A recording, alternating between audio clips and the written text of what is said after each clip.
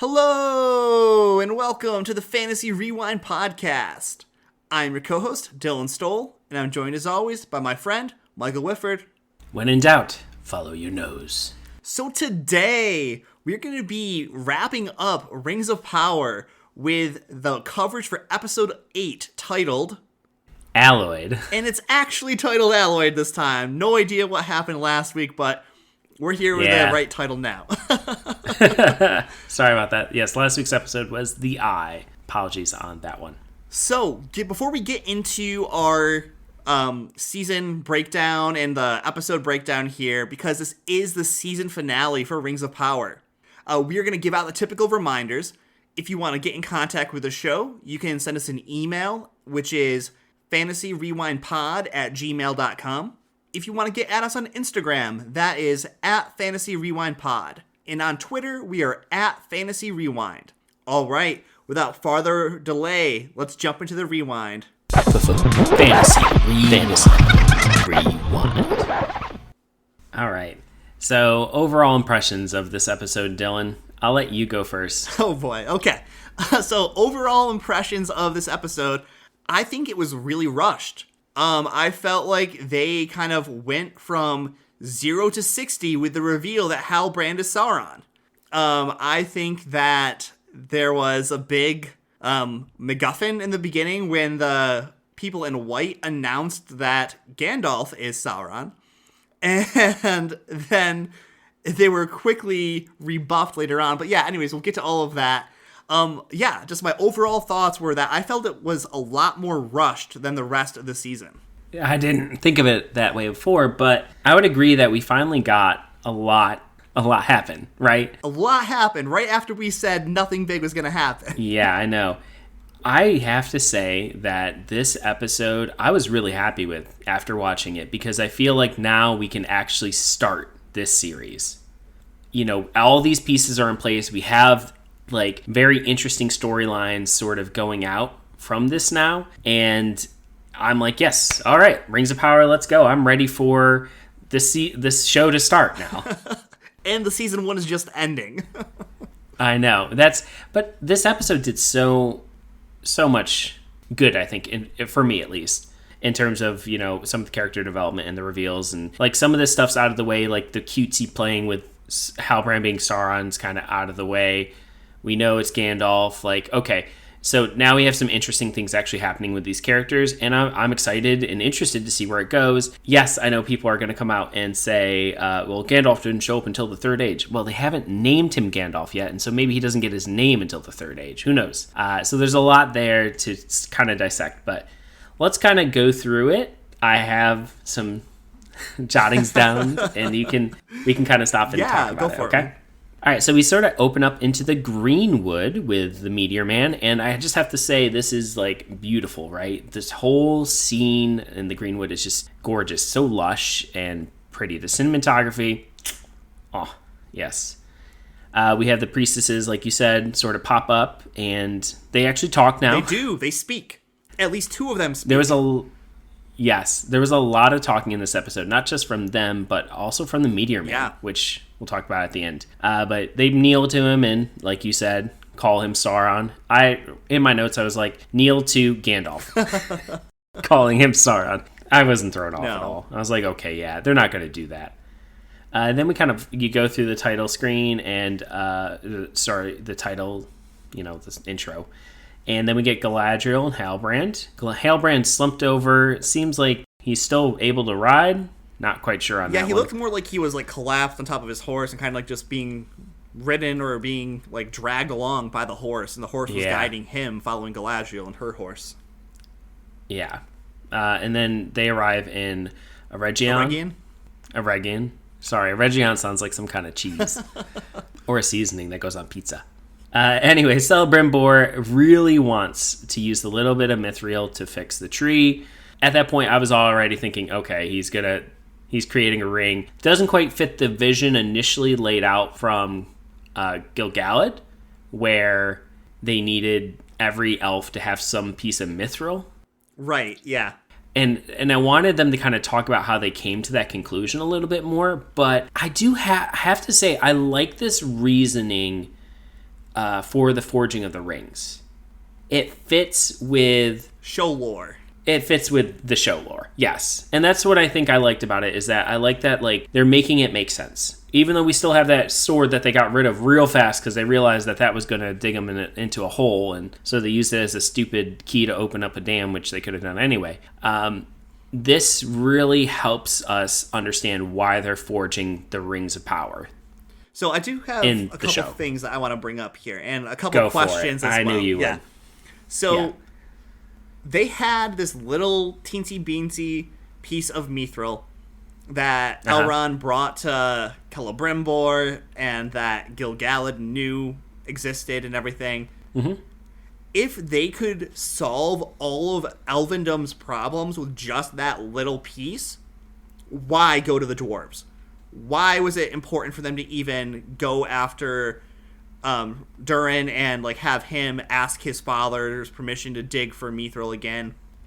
What was the point in all of that if they could solve all their problems with just that little teensy piece of mithril? I think it kind of comes down to, and I mean, I guess I'm kind of making this up for them. Again, like I said, they should have explained it a little bit more. But think about any kind of situation where you're given a little bit, like a little of something, or you don't have a very good understanding of something, you usually try to go to somebody who has a better understanding or who has the resources that you need. But if you're unable to, successfully do what you need, you're going to use the materials you have to do as good a job as you can. If you're if you're wrapping presents and you only have like 2 pieces of wrapping paper left, and it's like so late, and Christmas is the next day, you're going to grab. You're just going to put a bow on it and no wrapping paper. Yeah, either put a bow on it, put it in a bag. You're going to figure out some other way to get what you need to get done. And so I think in this case, it was trying to go in that direction, but they're leaving so much open to interpretation that I feel like I'm just coming up with an excuse for them instead of having any kind of leg to stand on. I don't like that. To me, I don't think this makes much sense at all. And like, I understand like what Halbrand said or what Sauron said to Celebrimbor about if you make it circular, it'll kind of go in and in and in and in and just kind of like perpetuate the power of itself and like strengthening itself, which is why Celebrimbor wanted to do a crown at first for Gil-galad. And Gil-galad, rightfully so, was like, that's a lot of pressure to put on one person. Like, who's gonna wear that crown? I'm not wearing that crown. Yes. And so by Celebrimbor and Galadriel coming up with the idea of not making 1 ring but 2, and then Galadriel's like, no, not 2, 3. It's making more people responsible to share that burden of protecting Elvendom in Middle-earth, which I liked that part, and I think it does make sense to like have the rings for the elves have a function like that. Yeah. But I will also say, again, to me, if you have 2 strips of wrapping paper, no matter how hard you try, you still can't wrap a new car. So like you can't like make it go and stretch and cover everything you need to. That's true. But that's the purpose of getting in the like lesser ores or melding it with the other ores. So this would be like taking newspaper and putting newspaper with the wrapping paper. You know what I mean? That's where I was trying to go with that analogy. I get the analogy. I just have a little bit of a problem with them not explaining it out. Like as I said, they needed to add something to it to make it more believable. Halbrand, we'll get back to that. He recovered quick. He tells Celebrimbor how to stretch the mithril. And he said to consider it a gift. And that whole conversation, as soon as he said that, I was just like, okay, there was no doubt before, but like now there's like no doubt. Yeah, no doubt. That was like confirmation for me. He might have come out and said, "Call me Anatar, the bringer of gifts." Might have well said that, because as soon as he said consider it a gift, it was like, okay, they're doing this. They're actually going through with it. Yeah, and I really liked his interaction with like Halbrand's interaction with Celebrimbor, because it felt like throughout their like back and forth, Halbrand definitely had a sway over him. Oh, for sure. And I was like, ooh, this is really, really good, because it makes me think about how the ring would sort of sway people who wore it, right? And you're sort of seeing that effect already with somebody who's receptive to that. And honestly, Celebrimbor was so receptive. that is exactly the thought I had, because what I wanted to bring up is, for me, Celebrimbor in this episode reminded me a lot of old Bilbo. Like, looking at their ring, like, mine. But you could see him going in, getting corrupted right then and there. Yeah, and really being quick. very tantalized and very tempted by the idea of this weapon, not of flesh, but over flesh. Yes, and him saying all those things, like, Galadriel was immediately like, oh, something's not right here. Yeah, she immediately was like, Halbrand Sauron? What? Yeah, and going for that confirmation. And I think, too, when you had Celebrimbor talking about, like, the power and stuff, made me think about, like, Gollum, kind of, and how he would talk about the ring. And so you're already starting to get that impact. And I really like that, and I know I'm skipping ahead a little bit here, but they forged the Elven Ring separate without anyone there, and that's how the episode ends, right, with the 3 rings, which is how it was in the books. Like, they were forged different. The ones for the elves were forged differently than the other rings, and I like that they're doing it in this way, because you already know Halbrand and Celebrimbor are going to hook back up. Because even though Galadriel said, like, after she was attacked by Halbrand, and I don't know, mind attacked, I guess. Yeah, they had a mind battle. Yeah, whatever. Which I'd liked, but you had Elrond, like, okay, I'm not going to question this at all, like what you're saying, not to just forget about Halbrand and never, treaty with him or work with him again. But Celebrimbor never said anything about it. Never made that promise, no. He No. was like, hey, if it works, I like what this result was, maybe I'll work with him again. But one thing I do want to bring up here is I thought it was really random how they were like, oh, Galadriel, we need your dagger. And took that from her, getting rid of the last vestige of her past crusade against Sauron. But also, I thought it was really weird how somehow from the same melted metal came 2 gold rings and 1 silver ring. And I was just like, okay, that's really strange, like how you're getting 2 separate ores out of the same metal. But if they had somehow, like, done something to extract them differently. Yeah, but I don't know. I mean, that's like a minor nitpick, but yeah, that's good. I didn't really think about that at the time. All right, so we're gonna flip over here and we're gonna head back over to Numenor. You had Mirren and the king. So at this point you have what's his name? Fonzie, the guy who's working. Alpharezian. Oh yeah, Alpharezian. Alpharazan. Look at that. Yeah, there we go. Look at that. I said his name. Fonzie. In parts. I didn't write his name down because I couldn't get it. But he's basically planning the king's burial and whole death procession before he even dies. As he's alive. Yeah. Yes. I was like, dude, low-key evil much? What? Low-key ambitious much. Yeah. And but anyway, he's giving each of the drafters a time to kind of get his likeness, and he'll choose the best one. So Mirren, who is Elendil's daughter, is with the king. She's sketching. It looks really good. And then he kind of wakes up and he tells her some stuff like, you're going to be queen. And he sends her up to see the Palantir. So I'm going to stop you there because I'm fairly positive that he thought that it was his daughter who was the queen regent who was hanging out with him, not this girl who was sketching his likeness and everything. That's fair. And so, like, I think he was in, like, a fever dream, kind of thinking, oh, Miriel, you are going to be queen someday. You need to go look and see what I saw on the Palantir. And so, like, he opens it up, and this girl is just like, I'm not Miriel. I'm not going to be queen. This is not... He doesn't know who I am, but I still want to look and see. So she goes up there, and she checks out the Palantir. Yeah. But it was not who it was intended for. So we don't know what she will be doing with the results of what she saw there, or if she'll report it to Alpharazan, or her boyfriend who's his son, or anything like that. But it was definitely intended for Miriel, who was the queen regent, who was with Elendil on the ship. Correct. But I think she's going to get some knowledge, and it's going to cause her to leave. Numenor at least, because we know the eventual downfall of Numenor.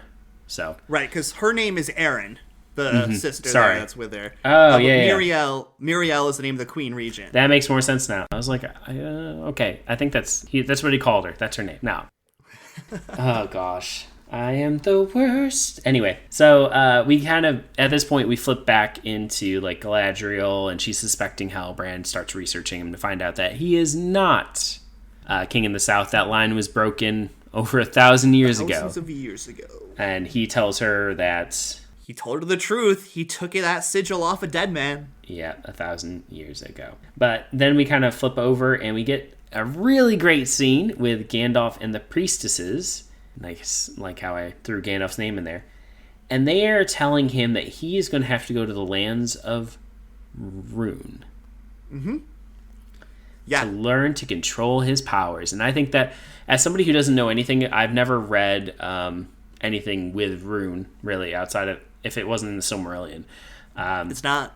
Yeah, so I'm really interested because I'm like, I don't know that much about that. So that makes that really gets me excited because I'm like, I'm gonna have to research that a bit to see what that's all about. But they're telling him to go there to learn to control his powers. And what were your thoughts on that, Dylan? That part before we get into the whole Harfoots fighting the priestesses. Yeah, so I have a lot of thoughts actually about the priestesses, and they kind of all meld together in like an overarching theme here. And so my first thought is, who the heck are these people? Like, we get no explanation of who they are. We don't know if they are Maiar, or if they are Istar, or if they are like some dark servants of Morgoth that survived and are looking for Sauron.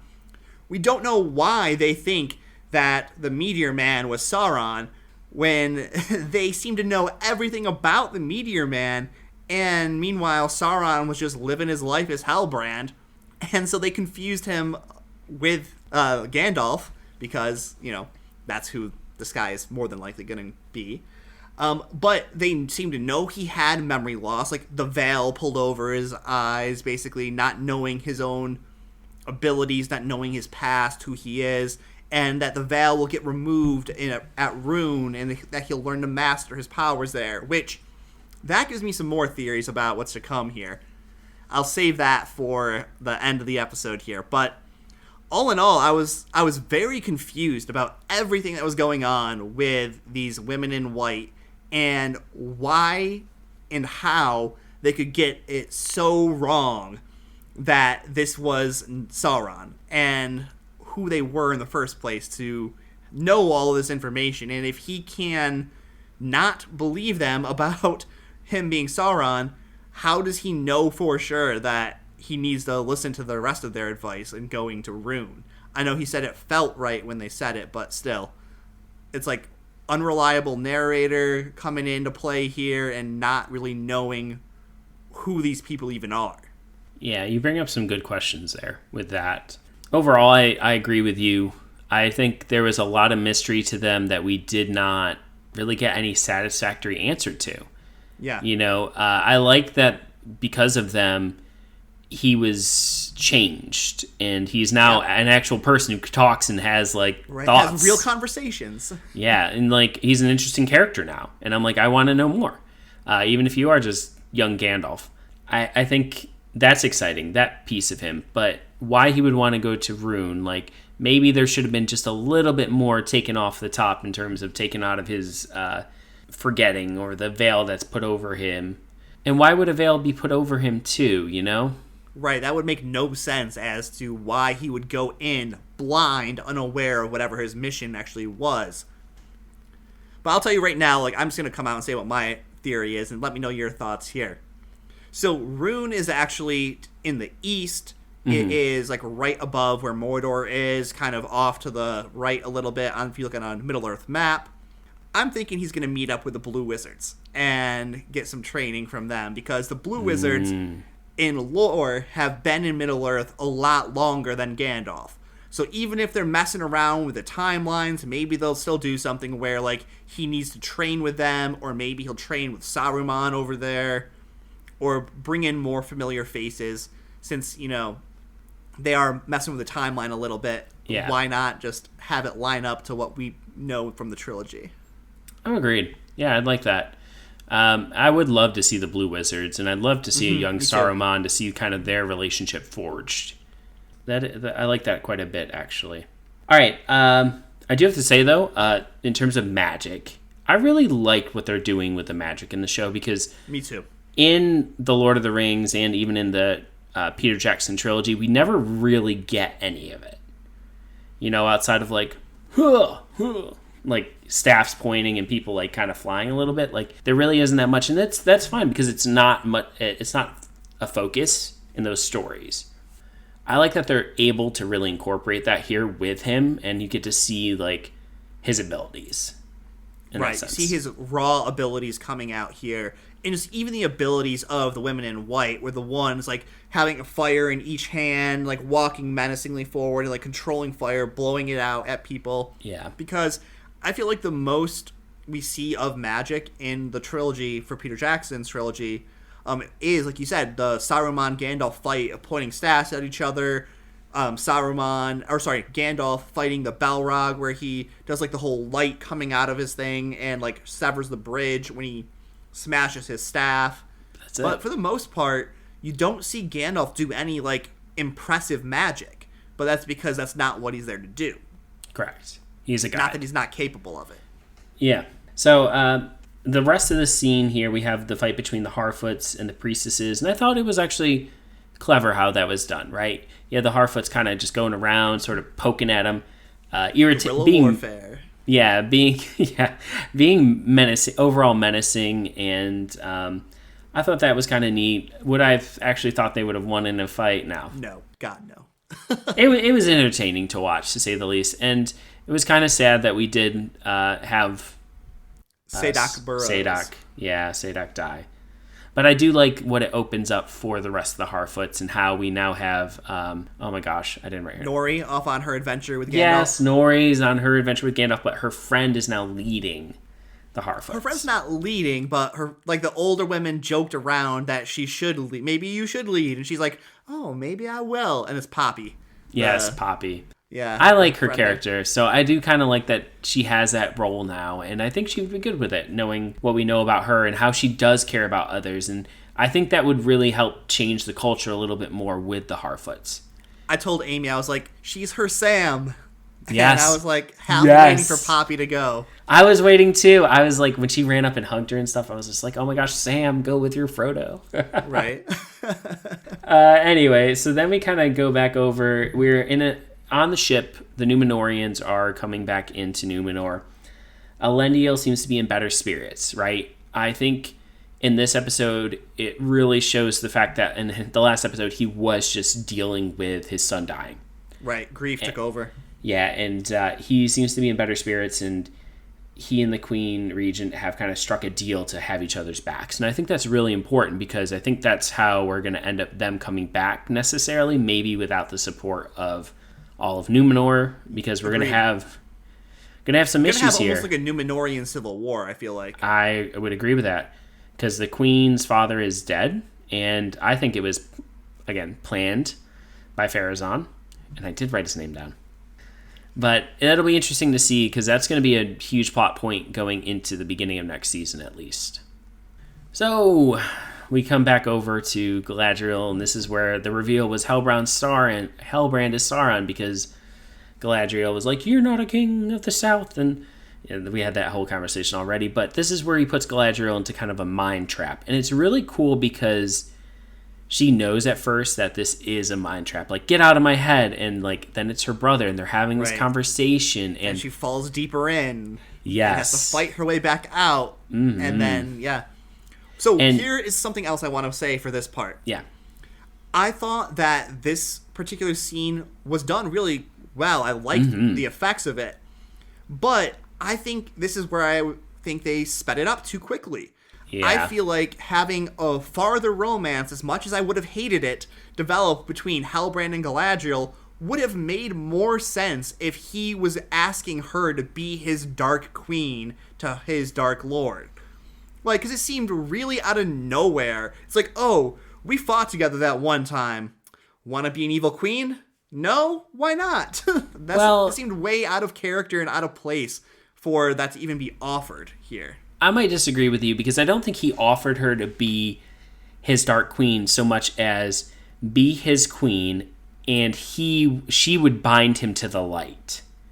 So he's almost like, you could be my like salvation and all this, and trying to sort of twist it in that direction, but she kind of sees it like, okay, but I would end up being this tyrant. Yeah. And he was like, no, he's like, you would just be power. You would bind me to the light, and I would bind you to power. And so he's trying to manipulate this into this situation where he's painting it in a much better light than it actually would be. Right. And I think, and that makes a lot of sense with his character. He doesn't want to hurt her. He likes her, right? He goes through like how, you know, she's impacted him and changed him and helped him to realize these things, but now he's out of time. She's figured this out, and here, let me give you my best pitch here. Sales pitch, yeah. And she's just kind of like, no. And I thought I really liked this scene because of all that. Like what I just said, I thought it was very believable, and you saw this with Hellbrand's character. He hasn't seemed to want to be evil, at least outright. I think now that she's found out and he's heading back to Mordor, like things are going to change, and he's going to go full nefarious. Like, okay, you know what? I'm going to save Middle-earth how I think it should be saved. And this scene was really trying to paint Sauron as someone trying to heal Middle-earth instead of conquering it in his mind, right? And that's what we know about really good villains, is that they don't think they're the villain. Yeah, they're not villains for themselves, yeah. So I really loved this scene for that.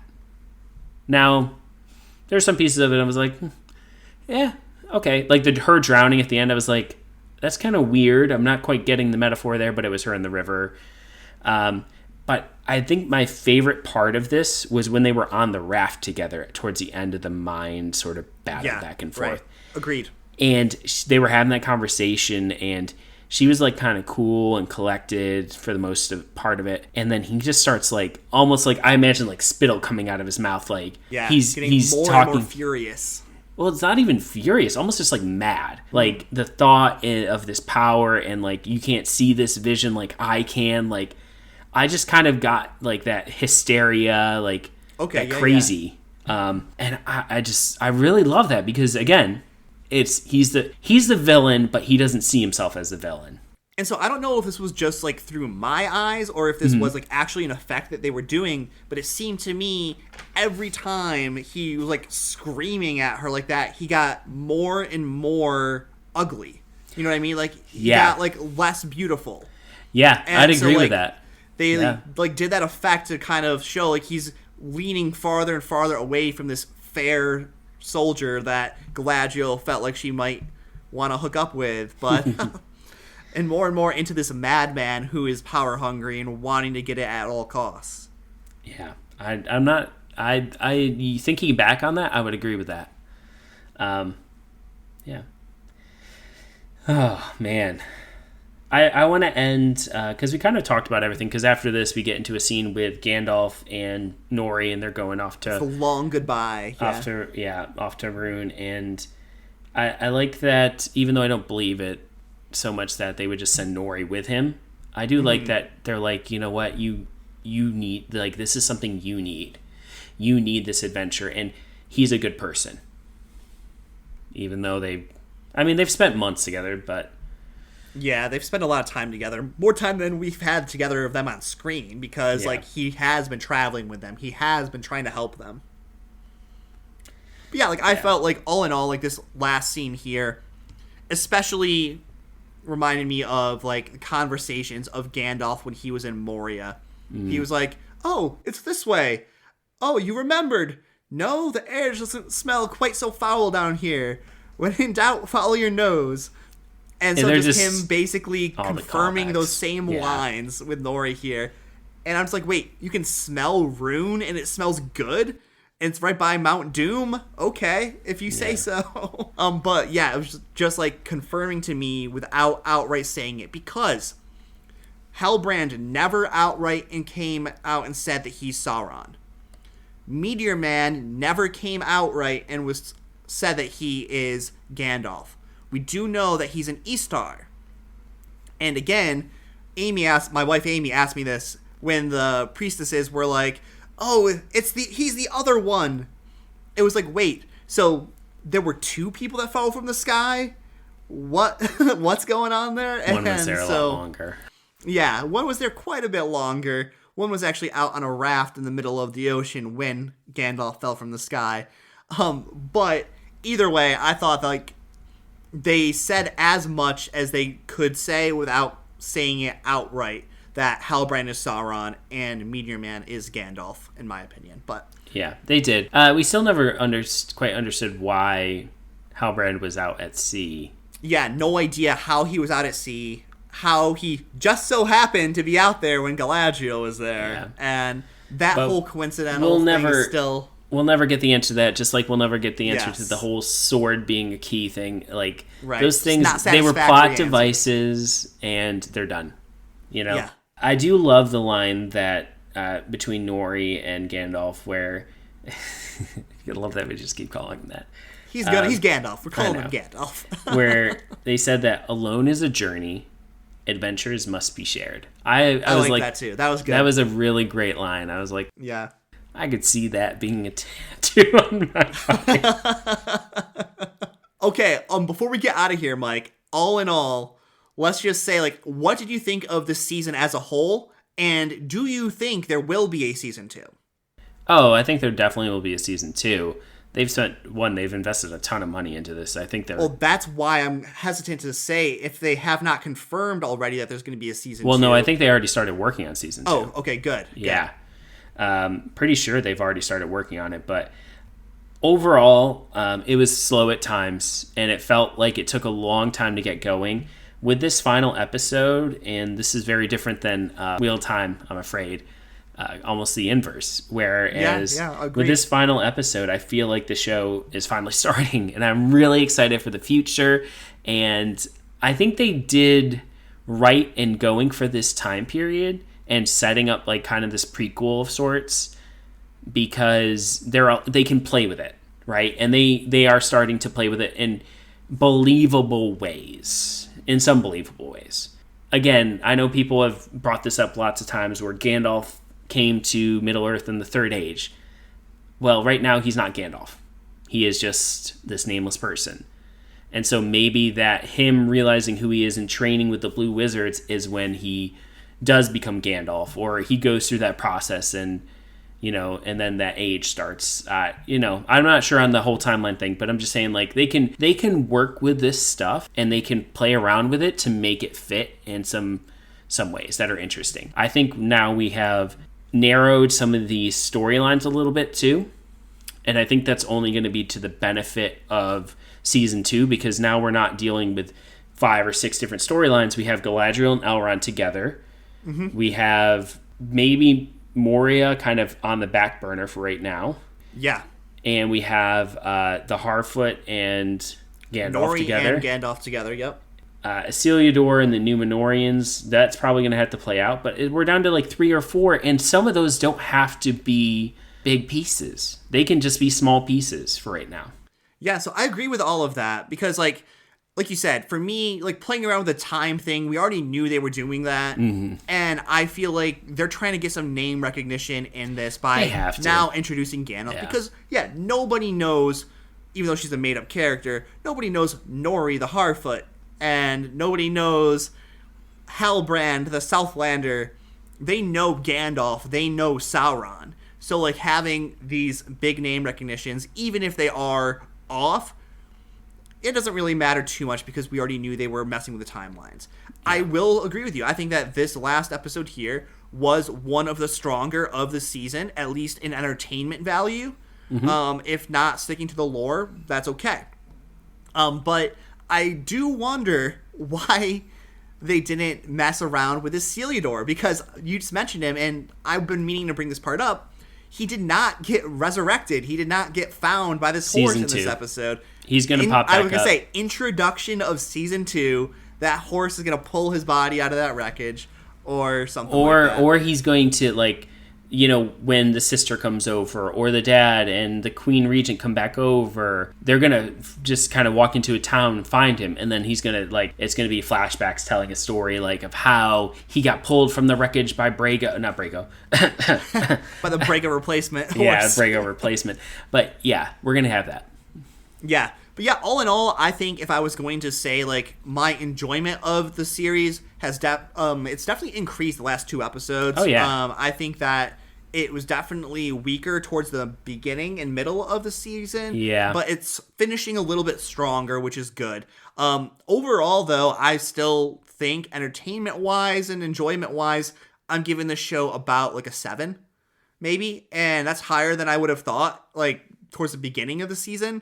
But yeah, all in all, it was fairly good. Better than Wheel of Time, thankfully. Just crossing our fingers that season 2 Wheel of Time is better. Really am. I really need to go back and rewatch it. Before season 2 comes out, we need to go back and rewatch it and then kind of share our Wheel of Time revisited revised opinions. Series. Yeah. I'd like to do that, but all right, but that's gonna be it. So this is gonna be 2 nerds signing off. See ya.